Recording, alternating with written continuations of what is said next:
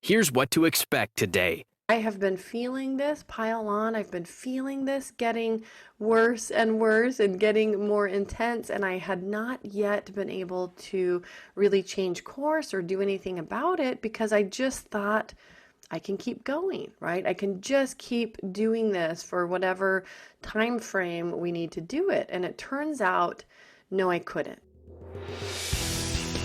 The adventure of entrepreneurship and building a life and business you love, preferably at the same time, is not for the faint of heart.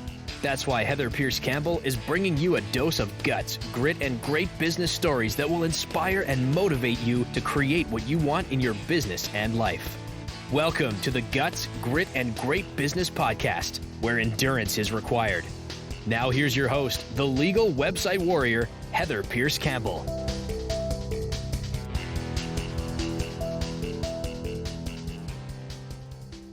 Hello and welcome. I am Heather Pierce Campbell. I'm the legal website warrior, an attorney and legal coach based here in Seattle, Washington. I serve entrepreneurs building businesses around the world. The common denominator is usually that they have businesses that are largely focused on audiences and doing business with folks in the United States. So I'm so happy to be coming to you again today in a solo episode. I have not done a solo episode for a little while. I had a very full calendar like so many others for some time, and I had pre-populated a big long list of interviewees, and they've been amazing. I've loved my guests, and I'm overdue for this episode. So what we're talking about today and what I thought I would go live on today is actually a quick list of the 5 most powerful things I've done this month. And what prompted this list was actually reaching a new breaking point during COVID. And you know, it's not lost on me that this podcast is about guts and grit and great business. And I've got lots of grit, and I've definitely been pushed to my limits numerous times throughout COVID. And I'm sure that for people in similar walks of life with small children and working, you know, we've got luckily two parents in this little family. I've got a husband, but we both work pretty much full time, and you know, losing everything at the start of COVID, all of our childcare, schooling, etc. It's been quite the juggling act to figure out how we make our way through. And I think probably like a lot of people do, especially high performers, you think like, oh, you can keep going at the pace that you've, been performing at. And there are times where we just really have to slow down and reevaluate. And after many months, like, gosh, what are we, 7 months into COVID, into quarantine? And we've done kind of the hardcore quarantine over here. Like we literally have not, since the start of March, seen anybody outside of my husband going to work. He's an essential employee at his workplace. We have not had anybody over to the house. We haven't had any social interaction aside from, waving at people in the neighborhood when we walk and playing in our yard and stuff. But this month, actually, because of the fires, the terrible fires and smoke that have been up and down the West Coast, we had my sister come to town with her 2 boys. They were coughing and sick and not feeling good. And one of her boys is fairly close to being asthmatic. And I said, well, why don't you guys come up here and escape? Because she's in Portland. And Portland had air quality that was twice as bad as ours at the time. And so she came up here to spend time with us, and one of her little guys was sick and coughing, but it turns out not just from the smoke. He also was fevered and had a nasty cough for other reasons. And so in September, on top of, reaching a breaking point for other reasons, my whole little family got sick with fevers and coughs. And my son fevered for 9 days. I ended up going in and getting myself tested for COVID because I had the cough and I felt a little rough for a while. Turns out I tested negative, and I know that is not always conclusive. It says right on the test results, just because it's negative doesn't actually mean you're negative. Anyhow, what I learned and what I've done differently really in the past several weeks has has helped a lot, ironically, and it involves really, really heavily clearing the decks. And so that's a tough thing to do. And especially when you've got little people and lots of obligations and juggling work with the hubby and all of the above. And, it's also not lost on me that I am in a place of privilege, that the struggles that we are facing, although they have certainly strained us, do not compare to the struggles of so many people around the world in the midst of this crisis. But, I'm speaking really largely to entrepreneurs, to people in business who are similarly situated, who are doing the work of building businesses, serving clients, and trying to keep it all together during this weird and intense time. And so I just thought I would pop on real quick and record a relatively short episode and just walk through some of the things that I've done in recent times that have really helped me relieve some of the pressure, right? And I will first comment that yes, I've been feeling the strain, but so many people around me have also been feeling the strain. I've talked regularly with groups of girlfriends. I've got one group of girlfriends that we're all on a Marco Polo thread together, and so we do video chats pretty regularly. And like me, they're all moms. They're in different times of life. Some of them have kids that are older than mine, right? One of the moms is a stay-at-home mom, but she has decided to homeschool her children during this hard time. Other moms in the group, work at universities. One is in the design and creative world. One does social work, right? So a wide range of work in this group. And many of them, if not all of them, have reached breaking points, sometimes repeatedly, sharing tears and sharing stories about adjustments that they're making in their families and how they're getting through and how they're balancing work and children and all of the sacrifices being made. I spoke with another friend who really is working a job that you would think is the pinnacle of your career as an attorney. She became a judge, and yet we had a long conversation last week about the reality that sexism and misogyny and unfortunate things in the workplace can end up, women can end up facing that stuff at any level of work, any level of career, and certainly even in our industry, which is obviously a very traditional industry. It's largely occupied by men, and at the top, it's almost exclusively occupied by men. The unfortunate reality is that numbers have not changed all that much over the years for women in law, and certainly not at traditional law firms, not at the places where you would hope to see more women involved in leadership and in decision making at law firms of all sizes. And it's just not the reality. And so I had a heartbreaking conversation with this particular girlfriend who is very well qualified. She's highly respected by her peers. She does excellent work. And yet, in the midst of juggling her new judgeship and family, and she's got a young child just like I do. I've got 2 children, but she's got a daughter that's similar in age to my son, and on top of all of that, a 2-hour commute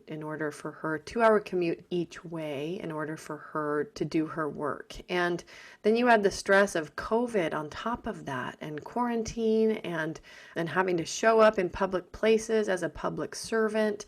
And on top of that, the nature of her work is very, very intense. She hears cases that would shock you as far as the details of what happens inside of her courtroom. And carrying the weight of all of this in the midst of COVID is just unbelievably burdensome. So I talked with her, and she recently had to start medication for PTSD. She was having basically a trauma response and a PTSD response to normal things in her life. And all of this is to say that the weight of what we are currently experiencing is very real. And I read an article in I believe it was the New York Times just the other day about the impact of COVID, and particularly on women. I think something like almost a million women left the workforce last month. and disproportionate. That's about 5 times the rate of men that have left the workforce in the same period. So women are being disproportionately impacted. Across the board, they are largely carrying more weight, doing more at home, doing more in regards to children and childcare, and something has to give. So first of all, if you're listening, and really whether you're male or female, I just want to acknowledge challenging this time is. And kudos to you for whatever you have done to make it through, because no path is the same and no day is really the same in COVID. And I've learned that as well. So every day can look different and every day might require different strategies. But that said, what I have learned and what I have tried, really because I got forced to my own breaking point. I had a couple of weeks ago, I had back-to-back meetings. Of course, they were on Zoom, like so many meetings are currently. And I literally could not stop the tears from flowing, right? And there was nothing that we were talking about that was making me cry. I think I reached a point of exhaustion and like tears just started pouring out of my eyes and I couldn't help it. And so I wrapped up these 2 back-to-back meetings and then had a good cry, broke down, had a good cry, really had to face kind of the new level of exhaustion that I had reached. And it took me back to post-childbirth when you're just exhausted. That was how I felt, was literally like I could not remember such a deep, like bone deep feeling of exhaustion since having my children. And I think that a lot of women have been in that place. And so for me, I realized, okay, now's the time. Like I have been feeling this pile on. I've been feeling this getting worse and worse and getting more intense. And I had not yet been able to really change course or do anything about it because I just thought I can keep going, right? I can just keep doing this for whatever time frame we need to do it. And it turns out, no, I couldn't. There were months on end where I was staying up until 1, 2, sometimes 3 o'clock in the morning in order to get my work done. And it was not a sustainable schedule. And on top of small children and now on top of a school schedule, it all came to a head, right? So no bueno. It was not a good situation. And so I sat down, like I had a good cry that day. I sat down and I just thought, okay, that's it. I am clearing the decks. And so step 1, and I'm going to walk you through a 5-step list, the 5 most powerful things I've done this month to achieve a reset during COVID, right? Step 1, clear the decks, pronto. And what this meant for me is if it was non-essential, if it did not involve making my children pancakes or otherwise keeping anybody alive, I took it off my calendar. I skipped it or I pulled a no-show, right? True story. That's exactly what I did. The no-shows were mostly involving group events that weren't mandatory, networking events or anything else that was on my calendar but was not essential and certainly was not essential to my peace of mind. And so I said no. If it was on my calendar and it didn't involve something that was essential, like client work. I certainly had client appointments during that time that I kept, but I cleared the decks on everything else, right? And there were times during this period that I got asked to do things that part of me really wanted to do, right? I had a good friend call me and say, hey, Heather, I've got an event coming up. I'd like you to be a sponsor. I've spoken at numerous of his events. I'm a huge fan. I love his events. And I said, no. I said, I'm so sorry, but the answer is no. I want to show up as my best self. I would not be able to do that right now. And I'm saying no to everything until I can say yes to something. And, that part was interesting. I literally felt like I didn't have the foresight and I didn't have the brain power to even distinguish between what I should say no to and what I should say yes to, that I just told myself I'm saying no to everything until I can say yes to something. So that's what I did. And I got multiple invites. I had, client inquiries come in. I said no to it all except for serving my existing clients. and proceeded, right? So for several weeks I did this. And what I realized, and this should seem obvious, and yet it's not at times when we end up piling on, including piling on to ourselves, is that I obviously am responsible for my calendar. And even during COVID, I'm the one responsible for my calendar. And I've gotten really clear about block scheduling, about batching work, about doing things in chunks of time to try to improve efficiency, all of the above. At the end of the day, I still was overscheduled. Even with the block scheduling, there were still things that were on my calendar that, given my state of mind and given how maxed out I was, really didn't belong there. And I was in charge of that. And so honestly, that piece about saying no to everything, I haven't done that before. Right? I have not done that before in my life, and I've done it now for several weeks, and it feels amazing. Within a couple weeks, I feel like I was regaining some breathing space, some mental clarity. My creativity was returning, right? So that piece really is essential. And if you are feeling like you're in this place where everything feels hard, everything feels fuzzy, you're not really feeling at the top of your game when it comes to decision making, clear the decks. And then step 2 is say no to everything.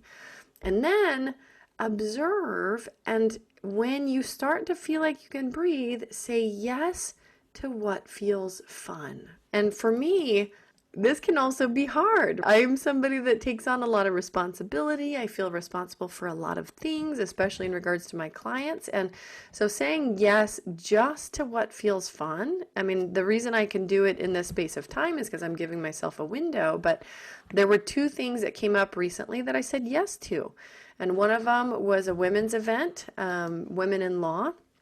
And it sounded fabulous, and I said yes to that. And I set aside 2 days to sit in basically education designed for female attorneys, and it was awesome. It was so inspiring, and it was so wonderful to connect with just fabulous women doing good work in the world. And it was just so refreshing, so rejuvenating, right? But I paid attention to, at the time of the ask, or at the time of the suggestion, so this suggestion came from a friend, I just asked myself, does this feel fun? The answer was yes. And the reality is that I attended, and it was fun. It was exactly what I needed. And I've got one more. The only other event that I've put in my calendar in the, the upcoming future, and same thing. It's a women's mastermind event. It feels fun. It doesn't feel like a to-do. So that's on my calendar, and I look forward to seeing how it goes. But I feel like for the first time, honestly, in many months during COVID, that I have a spark of rejuvenation, a spark of curiosity. Some of this good stuff is sneaking back in. So yes, universe, thank you. More, please. And then the next step, this is a really surprisingly easy one, is changing up your environment. So step 3 is I looked around, I looked at what else might be bogging me down. And let's be clear that during COVID, everything happens at home. It's all happening at home. And even my daughter, who's 3, I notice her on the daily saying, Mom, let's go for a little drive. Can we just go do a little drive? And she understands that when she gets to go do that, and even if it's 20 minutes and we just go drive around the neighborhood and we play music and we roll down the windows, like, she feels better. She feels more balanced. She's an adventurous little person. And so even for her at age 3, COVID and being at home and not being able to go to parks and visit playgrounds has been really, really hard.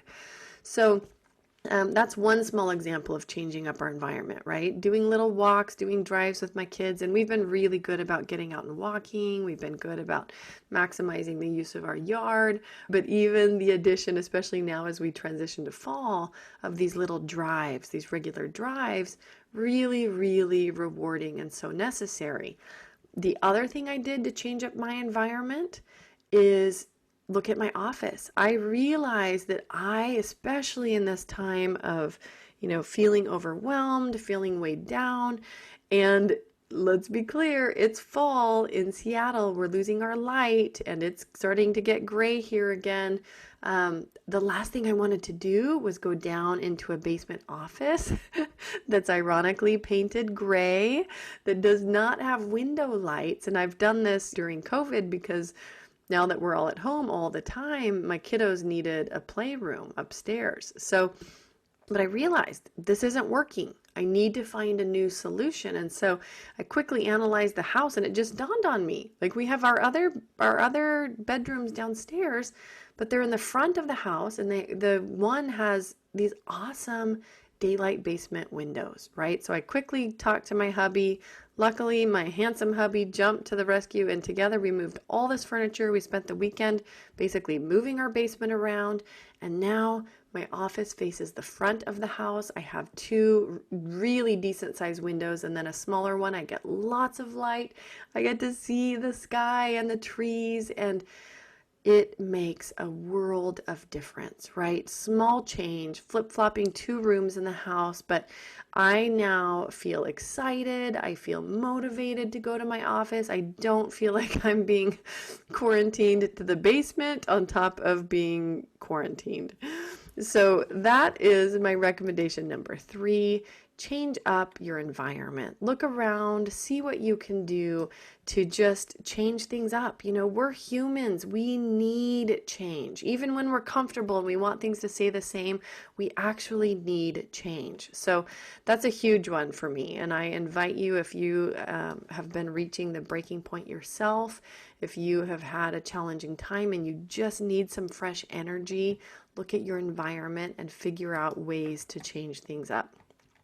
All right, step 4, the 4th thing that I did that really helped. And I've been through tough times before, and, certainly different than COVID, but some that, I have called my personal Mount Everest. And I always watch for opportunities to regain my perspective. When I've been down on the dumps or things have been excessively challenging, especially for some ongoing period of time, I always watch for ways to regain my perspective, to create a shift, to regain my balance, to get back to a place of feeling like things are more sustainable. And the way that I was able to achieve this recently, and for those of us that are creative, but I truly believe that all of us are creative, I will often look to things like music or art or movies or films or something inspirational, right? Something with a big story or something particularly moving about it. And so in the context of this current crisis, my hubby and I will watch good movies together occasionally. And so we actually both recently watched a couple of documentaries, and we took some time over the weekend, and it's a shock that our kids were in bed and asleep. I was going to say, heavens knows, it's a real challenge to get our little ones to sleep, but we did it, and we were able to watch a couple of documentaries. And really what those films brought me back to was just this concept that we are here to make an impact. We are here to do something with our lives that is in service to others. And certainly some people live out that mission more so than others, but whether it's good or it's bad, we all do make an impact in some way. And so it was a reminder just for me to recommit to my mission, to really not let go of the vision that I have for myself, for the people that I serve, and our collective influence in the world, right? And if you haven't heard me say it before, my belief about entrepreneurship is that it is one of the greatest paths and opportunities that we have for not only the expression of ourselves, but the expression of our greatest good in the world, right? What better opportunity do we have than as entrepreneurs to build something and be of service to others and create tremendous value and influence in the world as we do it? My goal, including for the folks that I serve, is that they create influential businesses, right? Businesses that are financially successful, businesses that allow them to support themselves, their families, give back to communities, be influential in the world because they can throw some money around. They can show up in bigger ways and support causes that they care about. And it's not all about money, but certainly that's part of it. And so I care very much that people who are good people building solid businesses, that they make money doing it so that they can use that influence for good. So again, step 4 is when you can breathe, look for ways to regain your perspective, whether you do that with the support of music, through watching films, through getting out and taking a walk in nature. That's one of the ways that I really, really love regaining perspective. Maybe it's through reading a good book or journaling, right? I have not really taken the time or had the time during COVID to do some of those extras that really feed my soul, and intentionally carving that time out is just invaluable.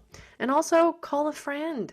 I think a lot of people hopefully have been better about reaching out and calling on support and supporting others, but not always. I find myself sometimes with several weeks going by, and aside from talking with my sisters who are my closest friends, not reaching out to some of the other friends that I need to be checking in on.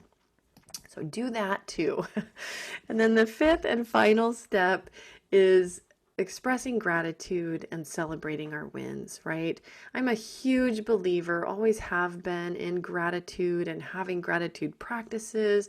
I speak openly about this with my kiddos and with my hubby. And, even when things are hard, I really, really believe in looking for the things that we get to be grateful for. And certainly even in the midst of this hard time, there have been so many things that I'm grateful for.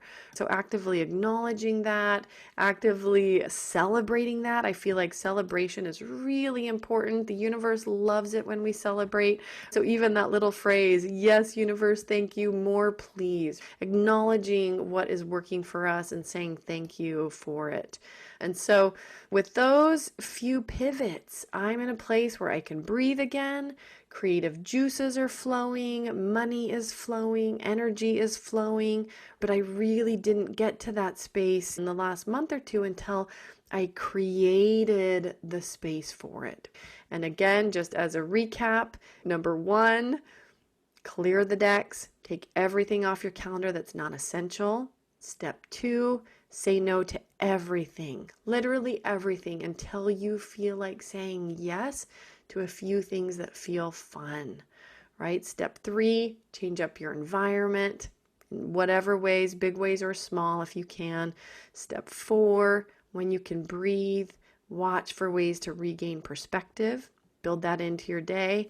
And then 5, express gratitude and celebrate your wins. I've got more work to do on this, right? We never arrive, but I really just thought in case this could help somebody out there, in case you're listening and you have recently or you are reaching a breaking point during COVID, because of the unusual constraints. And I know for me, the time constraints have been significant. Because of the unusual constraints, because of the isolation, right? Let's be clear that that's really, really hard. It's a hard piece of this puzzle that we are currently trying to solve. And then for so many people, if you're juggling the care of somebody else, if you are juggling being at home and quarantining and running a business or balancing your career, and if you're juggling small children on top of it, just give ourselves a pat on the back. Put on our superhero capes like we got this, but be sure to pay attention to your edges and to those times where you feel like you're breaking, right? For me, it was the tears. And that's been a long time coming. There's been a lot of exhaustion leading up to that, but for you, it might look a little bit different. But slow down, take a breath. I hope these 5 steps will serve you, and we will see you again on the next episode. Bye-bye. Thank you for joining us today on the Guts, Grit, and Great Business podcast. We hope that we've added a little fuel to your tank, some coffee to your cup, and pep in your step to keep you moving forward in your own great adventures. For key takeaways, links to any resources mentioned in today's show and more, see the show notes, which can be found at legalwebsitewarrior.com/podcast. Be sure to subscribe to the podcast, and if you enjoyed today's conversation, please give us some stars and a review on Apple Podcast, Spotify, or wherever you get your podcast so others will find us too. Keep up the great work you are doing in the world, and we'll see you next week.